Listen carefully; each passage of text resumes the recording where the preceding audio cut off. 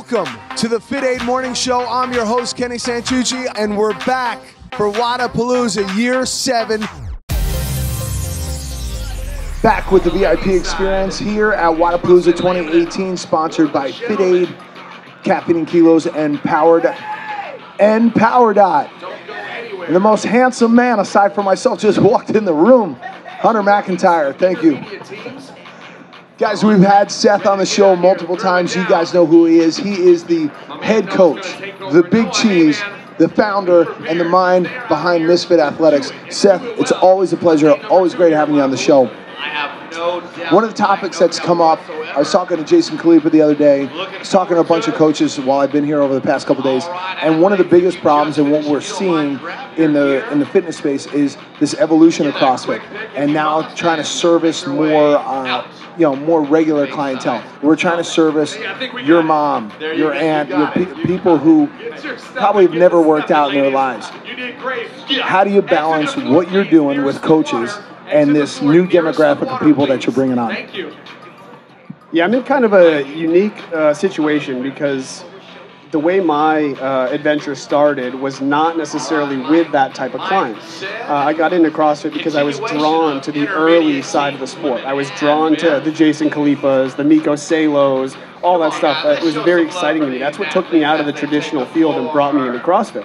So the evolution of how I became someone working out in a garage to now owning Misfit Athletics and training games athletes, along with owning 2 affiliates back home in Maine, where we don't have this huge pool of competitive athletes to pull from, and we're forced to find the ones that are really dedicated and help them grow to achieve whatever it is they're trying to achieve, is that I have to be able to pay my bills, right, with affiliate classes, and the mom and pops and grandmas and the average Joe that just comes in from their computer job and wants to get fit, or at least wants to improve their quality of life. Well, at the same time, I'm 8, 9, 10 years into this balancing act with competitive athletes who know who we are now, and they're coming into my gym and looking for our advice and looking for a way to train to get to the next level. So my whole kind of experience now is balancing these high-level or trying to be high-level competitors with the athletes that are either coming in for the first time, the mom and pops, or the ones that are already in the community, and making sure that both have a really good experience. So even at my own box, I have problems with, okay, you have your peak hours. Everybody wants to come either early in the morning or right after work. How do you service those new CrossFitters or those new entry-level people and still cater to that high-level athlete? Do you have enough space? Do you create another gym? How do you balance this? Well, I think first and foremost, what we have discovered, because we were forced to discover it, is setting really strict boundaries. And it's easier to set the strict boundaries for the competitors that want it all, right? They think they deserve all your attention. They think they deserve all the equipment. They think that the world should revolve around them because of what they're capable of. But the fact of the matter is, your community, and like I said before, your bills are paid by this bigger group that you need to focus on first and foremost in service. Now, the challenge is, how do you integrate athletes of all different personalities, all different egos and everything else into the community with everybody else? And that's sort of the thing that I deal with every day. Those boundaries kind of set the standard for what these competitors can expect when they come in. They don't get to work out during regular affiliate classes. The affiliate class hours are put aside for my regular everyday member. Now, if they want to join that class and do exactly what the regular everyday member is doing, damn right, I want them there, and I want them to do that because that helps assimilate them into everything else. But if they think they're going to snatch, clean and jerk, and run on the treadmill and do everything while we're coaching 30 other people, they just can't do it. It creates a distraction. It creates a problem. You can't play favorites, and that's one thing you really got to watch out for. So you've done really well what a lot of affiliate owners wish they could do. What's the advice that you could give affiliate owners to, say, hey, all right, listen, if you want to train athletes, which most people do, how do you pull in that demographic? What do you do? What did you do to get to that point? Well, I don't think it's actually true that most people want to train like competitive athletes. They may want to get people fitter. The definition of athlete is kind of up in the air depending on who you talk to. if you want, my best advice for somebody who wants to have, that boat is awesome, yeah. My best advice for somebody who wants to have a competitive atmosphere in their gym is, first of all, try to make your classes and your competitor program similar. Now, I'm not saying that because I want people to buy my affiliate programming and follow my blog. I'm saying that because if you have a passion for training competitive athletes, you should get your feet wet. You should see what it's like to actually do some program design. You should have athletes that are willing to trust you enough to have some trial and error with them and figure out the ins and outs of it. And then maybe at the end of the day, after you've experienced it, tried it, played around with it, maybe programming isn't your strong suit, and that's the case for a lot of owners, but I think you should have the experience before you just jump right into grabbing any random blog or any random competitor's program.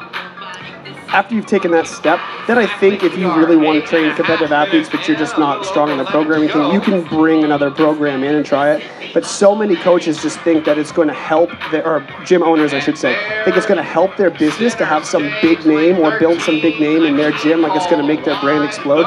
It's not necessarily true, and it can actually be quite detrimental. And I know that myself, I've battled this locally in Maine because every other affiliate in my area, and believe it or not, there's quite a few in the greater Portland area, their one thing they can say to other athletes that go in is, you don't want to go to CrossFit MF, you don't want to go to Misfit, you couldn't do their programming, you couldn't do this stuff. It's not true, but it's all they have to combat you, and if that's the reputation you have because you're seeking out high-level athletes and you're just focused on building them, it can actually hurt your business, it can hurt your income, and it can kill your gym. So the balance has to be there. Again, we keep going back to finding that balance. You know, I've done it in my gym in New York. I know a lot of, I was talking to Jason about it the other day, about building other programs aside from just a CrossFit program. You know, having these boot camps, HIIT style classes, you know, kettlebells, dumbbells, rowers, things like that, and starting to move away from some of the Olympic lifts. Are you implementing a lot of those ideas into your programming as well?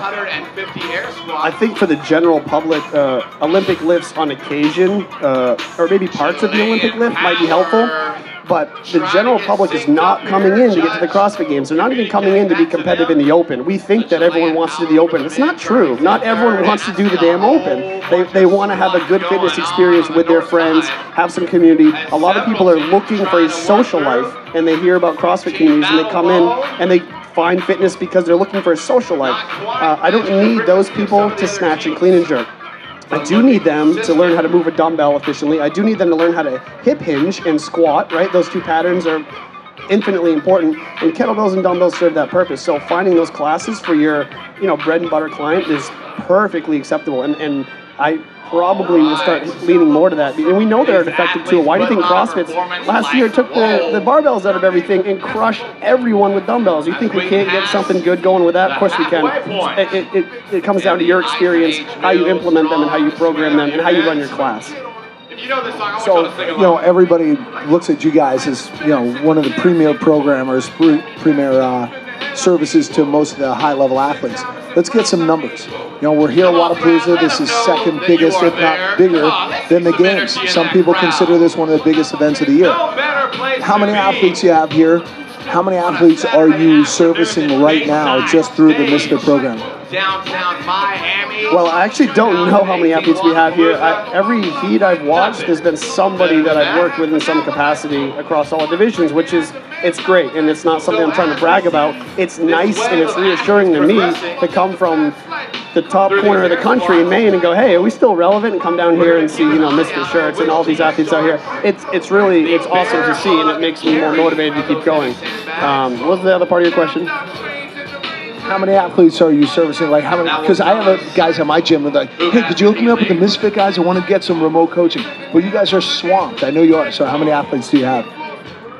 All I can tell you is that with the subscription model of the website, we've been able to track how many people come to the site. We have about between 45 and 50,000 unique users across the world.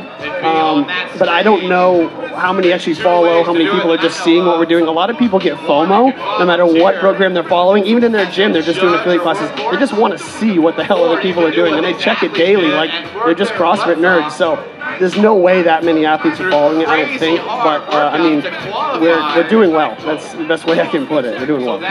It's awesome to hear. It's good to hear good things coming out of good people and good things happening to you. So if you want to give us your website, where everybody can find you, and your social media handles. MisfitAthletics.com, Misfit Athletics on Instagram, Misfit Athletics on Facebook, and me, Seth UMFer. That's a nickname for me, I guess.